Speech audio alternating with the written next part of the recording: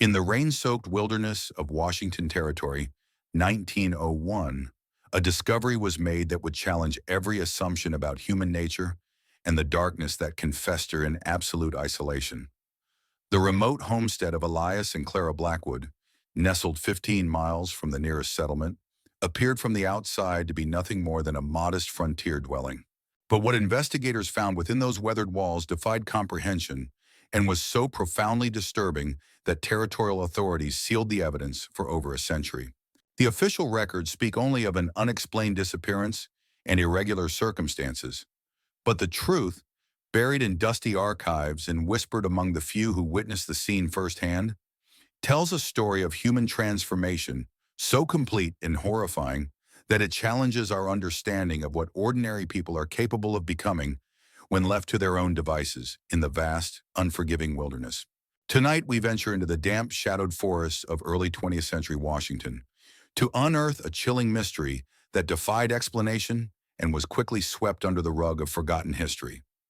The Blackwood couple's fate represents something far more sinister than simple frontier violence or mental breakdown. It reveals the terrifying potential for darkness to flourish when isolation meets obsession, and when two minds feed upon each other's descent into madness. If you have the courage to confront the sinister truth behind what happened in that remote cabin, if you're ready to explore the darkest corners of human psychology, hit that subscribe button and tell us in the comments what state you're listening from.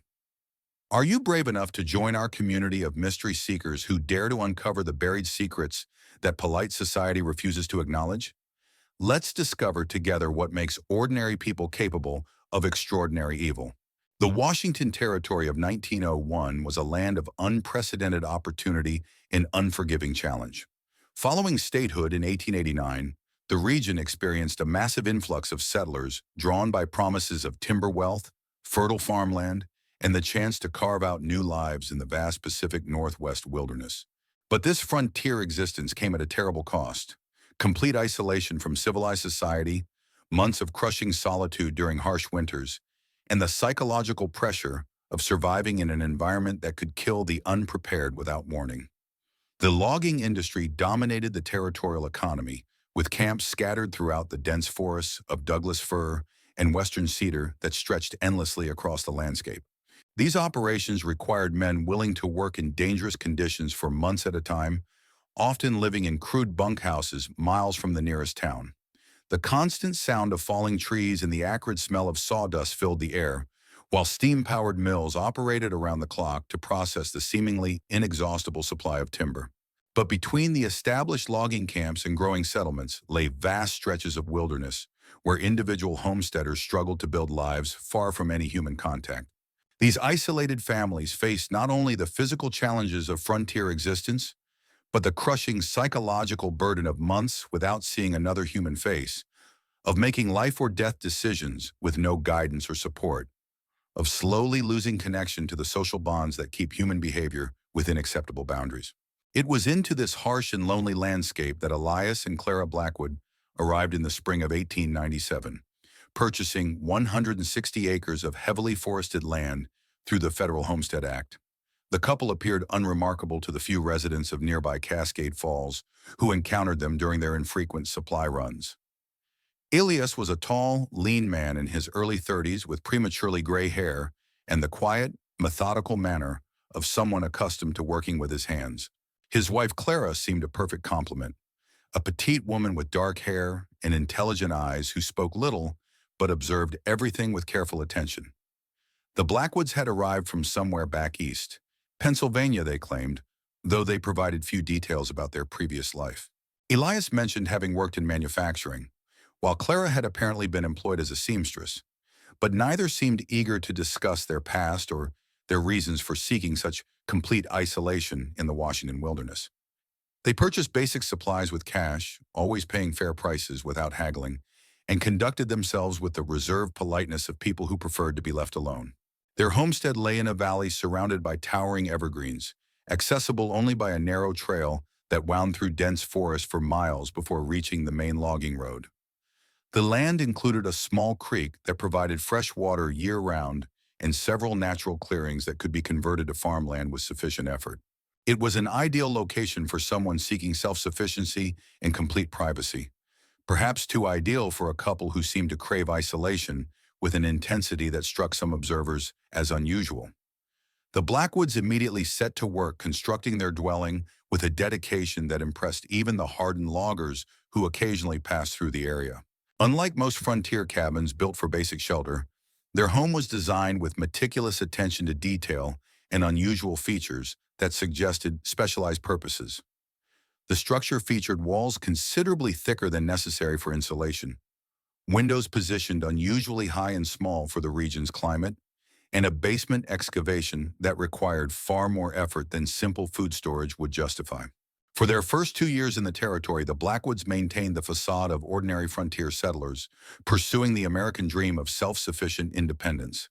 Elias appeared in Cascade Falls every few months to purchase supplies, flour, salt, ammunition, and the occasional luxury item like coffee or sugar that made frontier life bearable.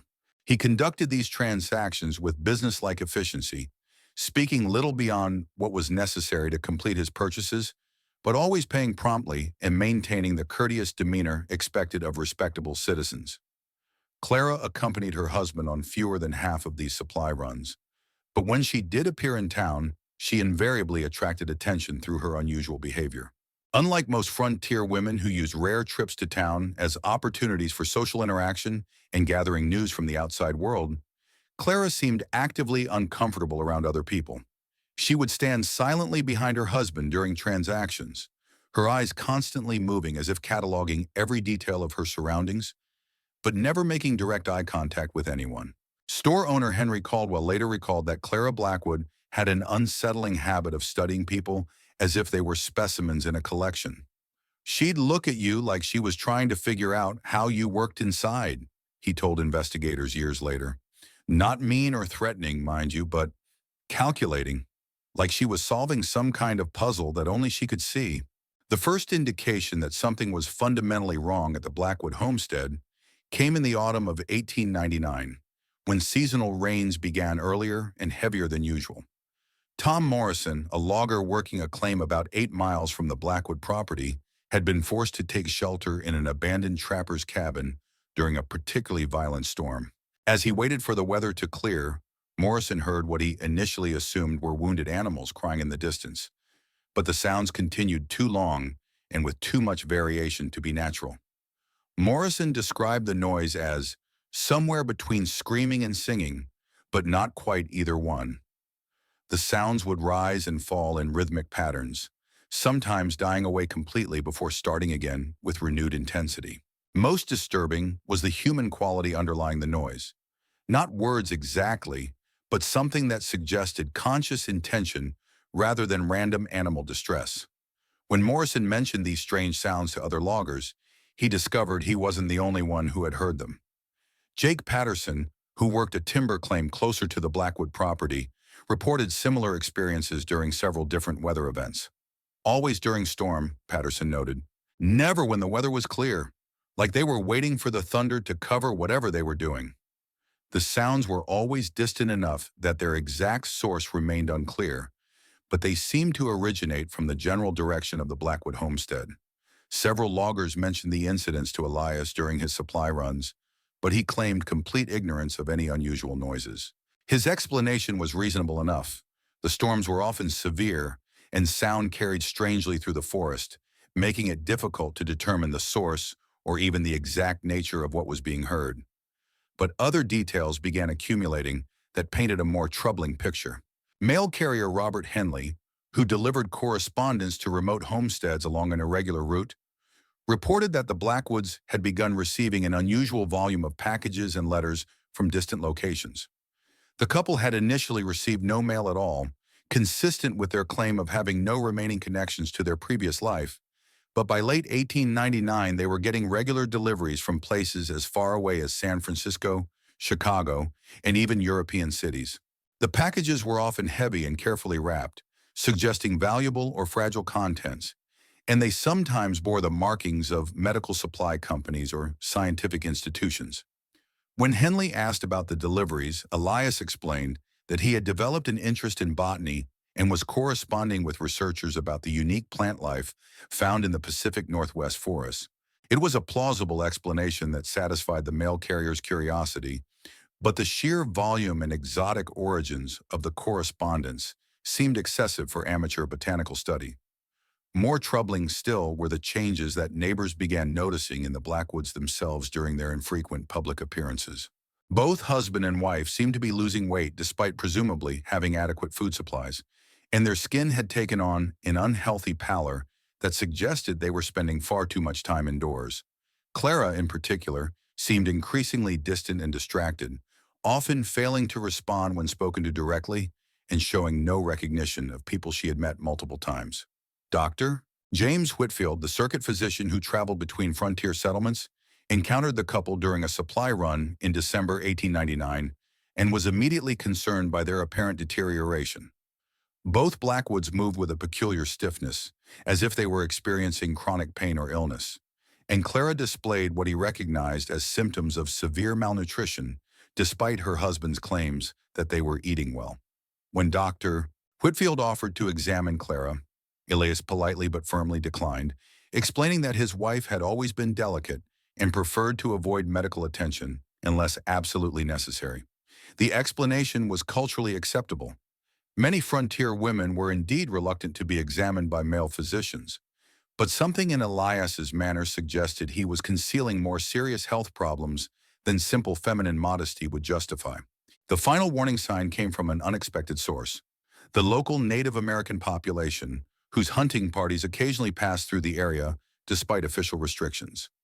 Members of the Skokomish tribe began reporting that the forest around the Blackwood homestead had taken on an unwholesome quality that made animals avoid the area entirely. Game trails that had been used for generations were abandoned, and even scavengers like ravens and coyotes seemed reluctant to venture near the property. Tribal elder Joseph Skokomish, when questioned by territorial authorities years later, described a fundamental wrongness that permeated the land around the Blackwood home. "The forest stopped singing," he explained through an interpreter. "The spirits that live in the trees and water, they left that place. When the spirits leave, only bad things remain." The winter of 1900 brought unprecedented snowfall to the Washington Territory, isolating frontier homesteads for months and creating conditions that would finally force the truth about the Blackwood couple into the open. As the snow piled higher and temperatures plummeted, the strange sounds from their property intensified dramatically, becoming audible even during clear weather when the forest lay silent under its frozen blanket. James Craddock, a trapper working the high country, was the first to witness something that transformed vague suspicions into concrete horror. While checking his trap lines during a brief January thaw, Craddock noticed an unusual discoloration in the snow near a creek that ran past the Blackwood property. The water, which should have been crystal clear, carried a reddish-brown tinge that stained the snowbanks and ice formations along its path. Following the discolored water upstream, Craddock discovered its source: a crude drainage pipe emerging from beneath the Blackwood homestead, releasing a steady flow of liquid that was unmistakably contaminated with blood and other organic matter. The smell was overwhelming, not just the metallic odor of blood, but something far worse underneath: the sickly sweet stench of advanced decomposition that made even the hardened trapper gag and retreat. More disturbing still were the objects floating in the contaminated water. Craddock observed what appeared to be bone fragments, scraps of flesh, and other materials that defied identification, but were clearly organic in nature. The volume of waste suggested that whatever was producing it had been going on for an extended period and involved quantities of biological material that no ordinary frontier activity could explain. When Craddock reported his discovery to Sheriff Walter Hammond in Cascade Falls, the lawman initially dismissed the account as the product of an overactive imagination. Trappers were known for telling tall tales, and the isolation of winter could play tricks on a man's mind. But Hammond's skepticism evaporated when two more witnesses came forward with even more disturbing testimony. Brothers Samuel and David Hartwell, who operated a small lumber mill about 12 miles from the Blackwood property, reported a nightmarish encounter that occurred during a supply run in late February. The brothers had been transporting equipment through the forest when an unexpected blizzard forced them to seek shelter. Following what they believed was the trail to the Blackwood homestead, They instead found themselves approaching the property from an angle that afforded them a clear view into what should have been a simple frontier cabin. What they witnessed through the windows defied rational explanation. The interior of the Blackwood home had been completely transformed into something resembling a crude medical facility or laboratory. Tables covered with unidentifiable equipment filled rooms that should have contained simple frontier furniture. Most horrifying of all, the brothers observed both Elias and Clara Blackwood moving about the space with methodical precision, but their appearance was so altered that they were barely recognizable as the people who had once visited Cascade Falls. Both figures seemed to have undergone some form of radical physical transformation. Their limbs appeared elongated and moved with unnatural flexibility, while their skin had taken on a translucent quality that made their underlying anatomy grotesquely visible. Most disturbing was their synchronized movement. They worked together with perfect coordination, as if connected by some invisible communication that eliminated the need for verbal direction. The brothers watched in frozen horror as the transformed couple worked on what was clearly a human body stretched across one of their tables. The procedures being performed were unlike any medical treatment either man had ever witnessed. Systematic dismantling that seemed focused on preserving certain organs and body parts while discarding others. The clinical efficiency of their work suggested this was not the first time such activities had taken place in the cabin. When David Hartwell attempted to move closer for a better view, his foot snapped a frozen branch with a sound that carried clearly in the still air. Both figures immediately ceased their work and turned toward the window with movements so perfectly synchronized they seemed choreographed. For a terrifying moment, Samuel was certain they had been detected, but the transformed couple simply stood motionless, tilting their heads at identical angles as if listening for additional sounds. The brothers fled through the forest, abandoning their equipment and supplies in their desperate haste to escape whatever the Blackwoods had become.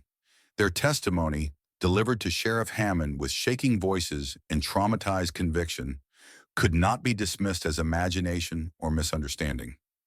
These were respected members of the community whose word carried weight, and their description was too detailed and consistent to be fabricated.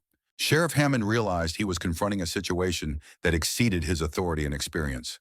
The territorial government maintained a small force of federal marshals for dealing with serious crimes, but the nearest office was in Seattle, over a week's travel under normal conditions. With winter storms still raging, communication with outside authorities was impossible, leaving Hammond to deal with whatever was happening at the Blackwood homestead using only local resources. If you're feeling a chill down your spine right now, you're not alone.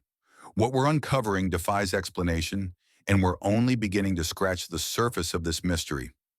Share this video with someone who loves dark historical secrets, and let us know in the comments. What do you think could have caused such a dramatic transformation in two ordinary frontier settlers?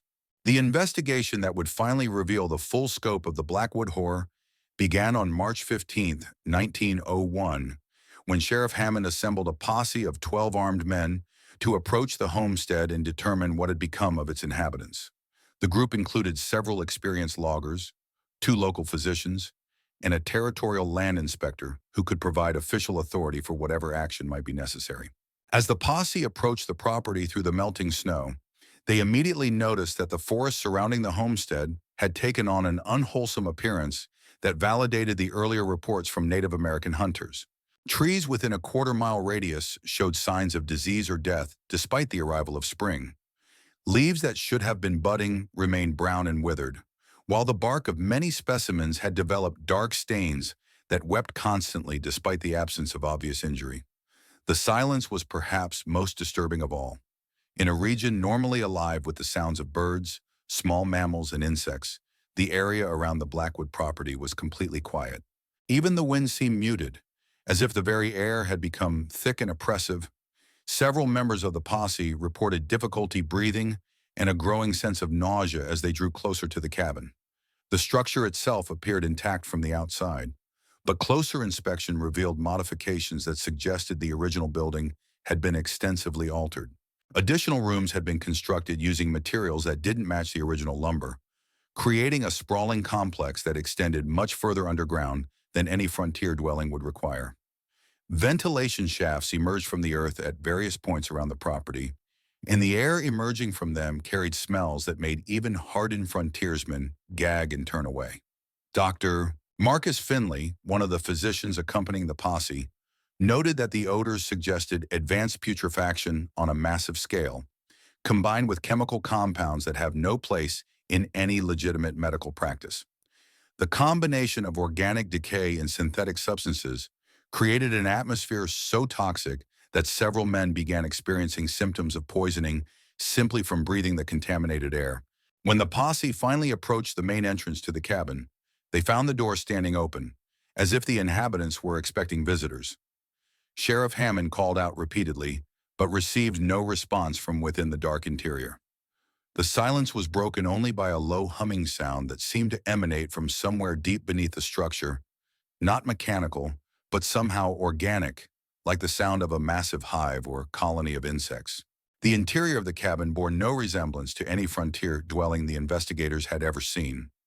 The original rooms had been gutted and rebuilt to create laboratory spaces filled with equipment that defied easy identification.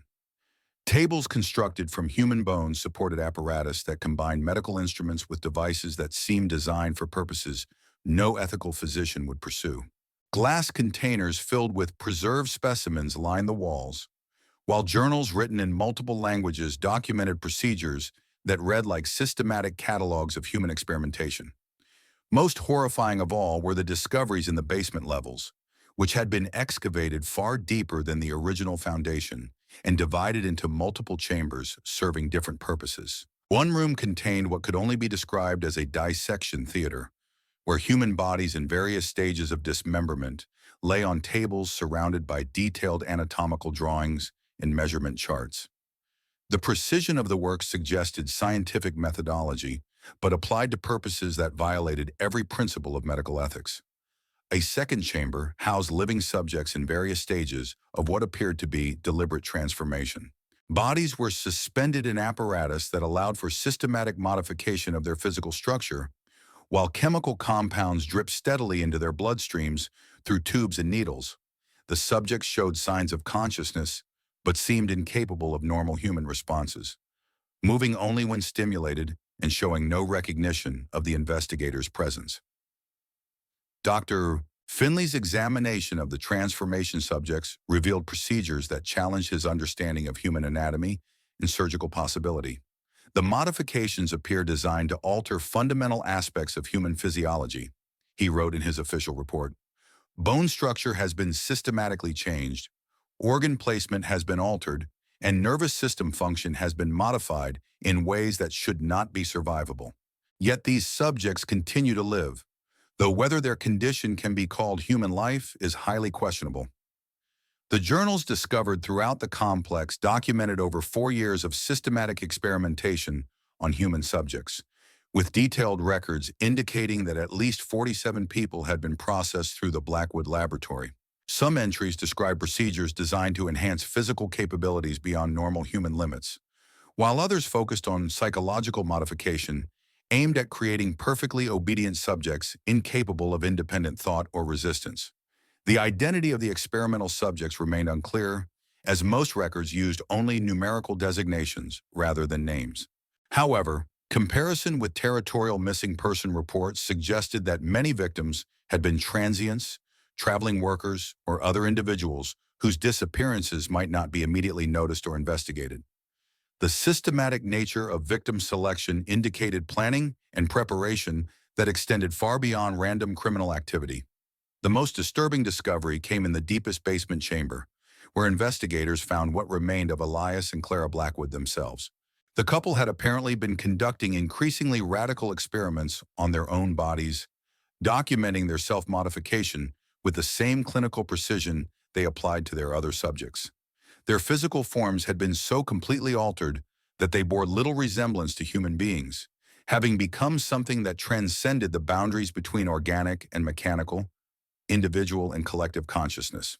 The transformation appeared to have been voluntary and systematic, with journal entries describing their growing dissatisfaction with the limitations of normal human existence and their determination to evolve beyond what they saw as the arbitrary constraints of natural biology. Their final entries spoke of achieving perfect unity between consciousness and form, of transcending the boundaries between self and other, and of becoming something that could exist indefinitely without the vulnerabilities that plague ordinary human life. The magnitude of the discoveries at the Blackwood homestead overwhelmed local law enforcement and required immediate intervention from federal authorities. Territorial Marshal William Bradford arrived from Seattle 3 days after the initial investigation, accompanied by a team of federal agents and medical experts who would spend weeks documenting the evidence and attempting to understand the scope of the crimes that had been committed. The investigation revealed that the Blackwood operation had been far more sophisticated and extensive than anyone had imagined.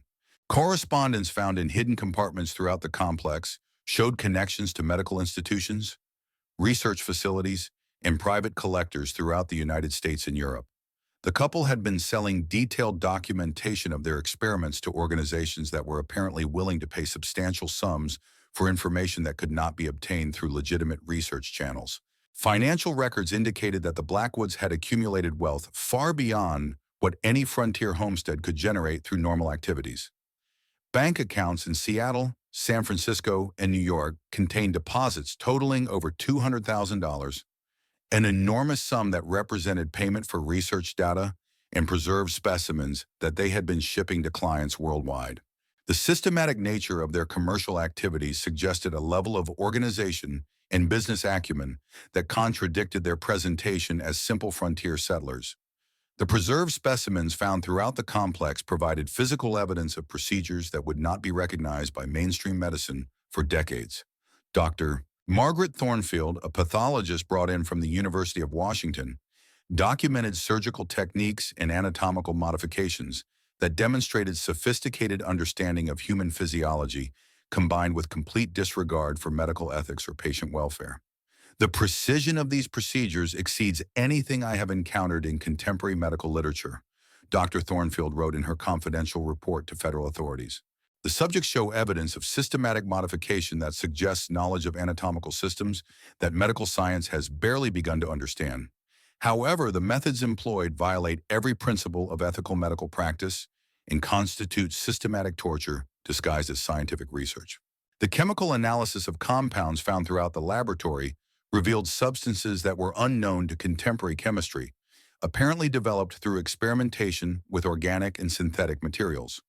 Some appeared designed to preserve biological tissues indefinitely, while others seemed intended to alter fundamental aspects of human physiology in ways that challenged scientific understanding of biological possibility. Perhaps most disturbing was the discovery of detailed plans for expanding the operation far beyond the original homestead. Maps and correspondence indicated that the Blackwoods had been negotiating to purchase additional properties throughout the Pacific Northwest, with the apparent goal of establishing a network of research facilities that could process subjects on an industrial scale. Their vision extended far beyond individual experimentation to systematic modification of human populations, according to their theories of biological optimization. The investigation also revealed that several missing persons reports from throughout the territory could be connected to the Blackwood operation. Traveling workers, prospectors, and other transients who had disappeared over the previous 4 years were likely victims of systematic abduction designed to provide experimental subjects for the couple's research program.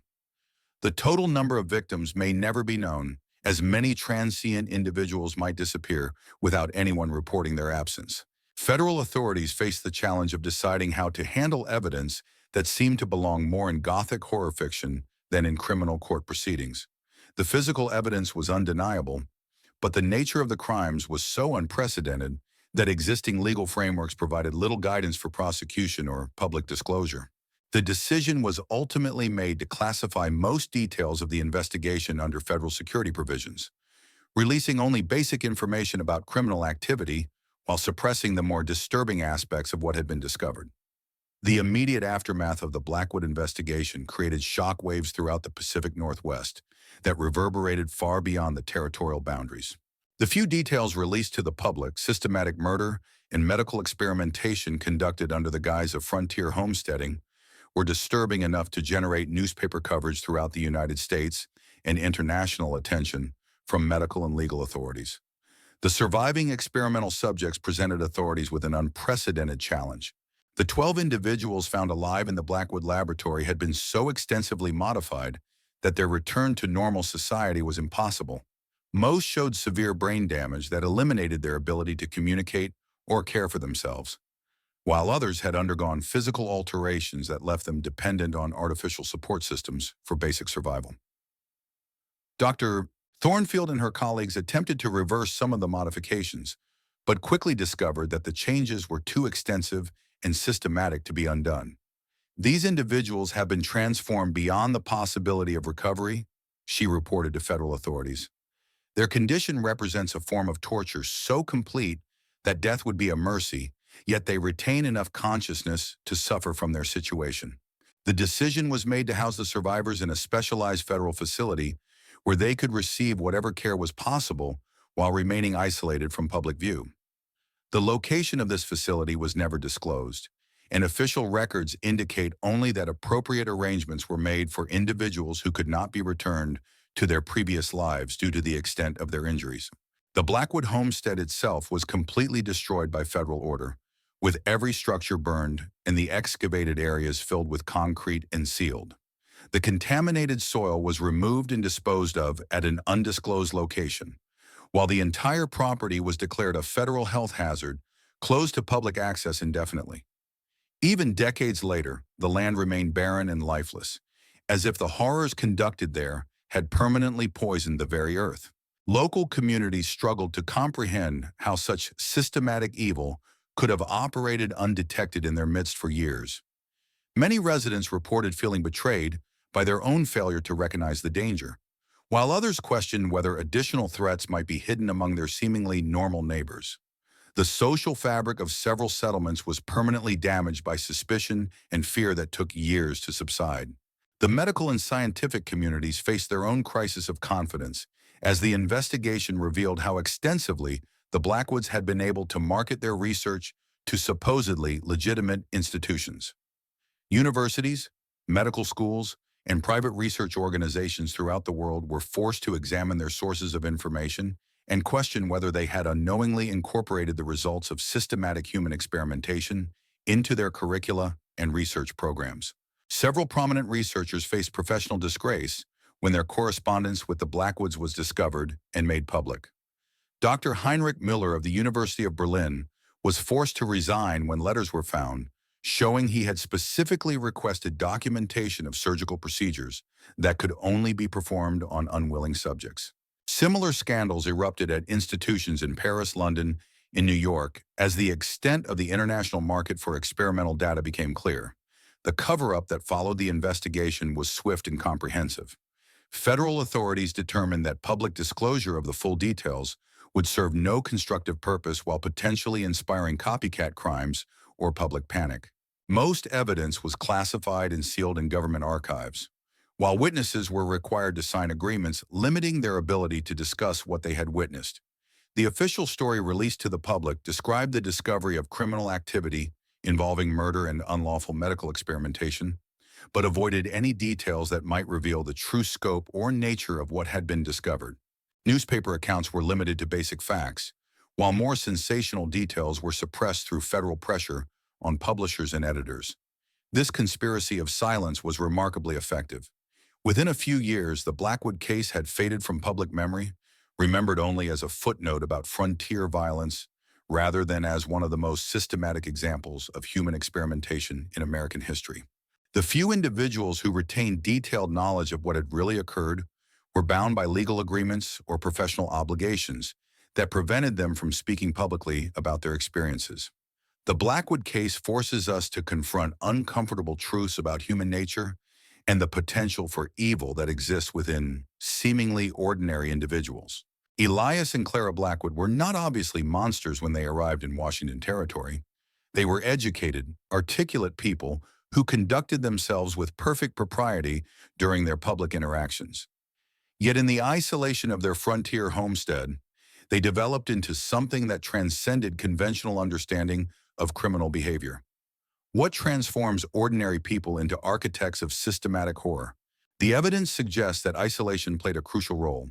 removing the social constraints that normally limit human behavior, while providing the privacy necessary for increasingly extreme experimentation. But isolation alone cannot explain the methodical nature of their crimes or the sophisticated understanding they developed of human anatomy and psychology.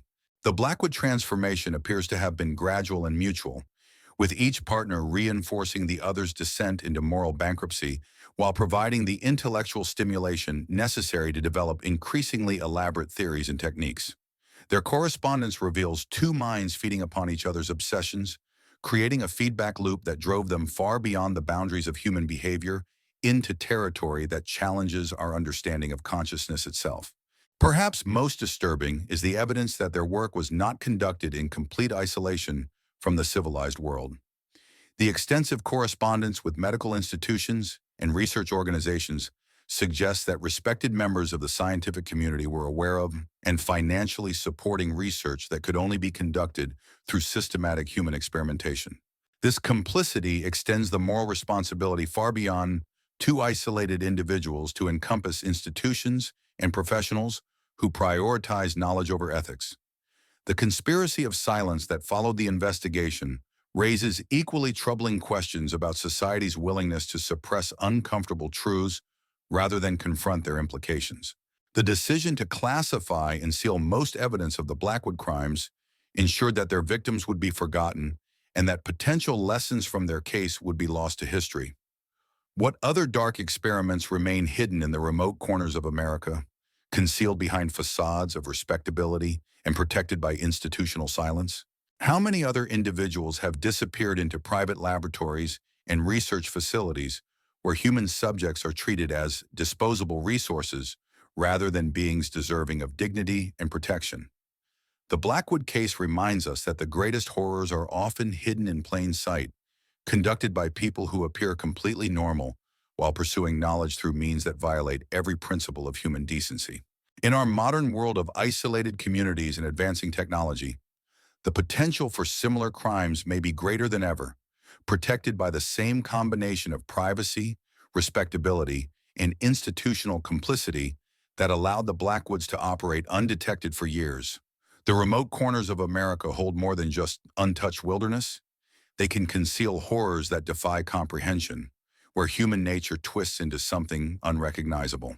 What becomes of those who turn inward, consumed by their own sinister designs? And how many other dark tales remain unspoken, hidden within the forgotten chapters of our past? What do you think? Could such systematic horrors really remain hidden in today's connected world? Leave your thoughts in the comments below, and if this story gave you chills, share it with someone who appreciates the darker mysteries of American history. Subscribe to never miss our investigations into the buried secrets that powerful forces tried to erase forever. The shadows of history hold many more truths waiting to be uncovered.